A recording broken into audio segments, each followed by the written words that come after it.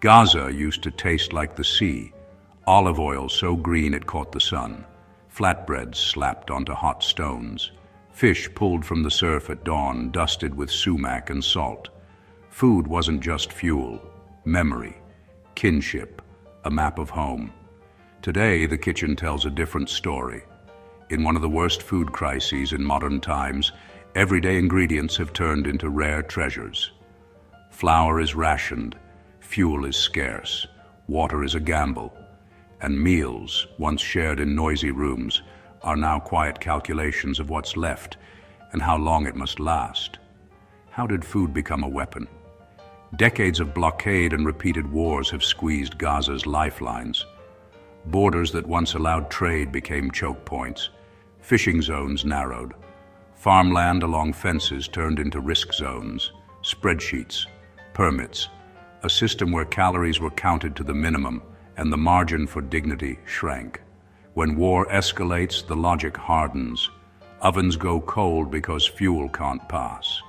Bakeries, symbols of routine, are bombed or shut. Trucks sit at crossings while queues lengthen in cities.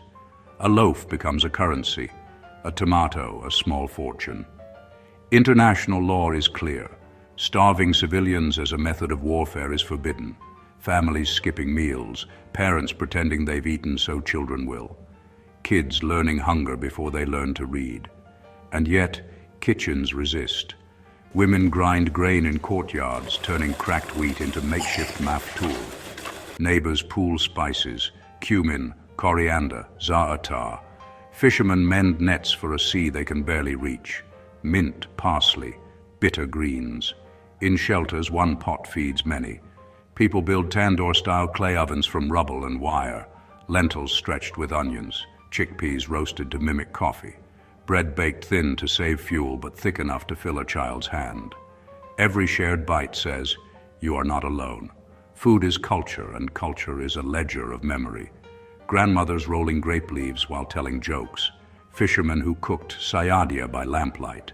Olive harvests that turned to festivals. To erase the meal is to erase the memory. So people cook anyway, less, leaner, but defiantly. Aid matters. Corridors that are open, corridors that are predictable, corridors that are safe. Power for ovens and pumps matters. Because when bread disappears, so does the glue of a community. And when a blockade chokes calories, it also chokes futures. I can't show you every kitchen in Gaza. The line between hunger and hope is thin, and it runs right through a pot over a small flame. Food should never be leverage, enough to share, enough to remember, enough to live. If you take one thing from this, let it be simple. Hunger is not inevitable. It's engineered. And if it can be engineered, it can be undone.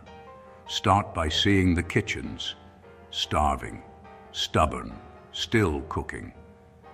Because as long as a meal is shared, a people are not defeated.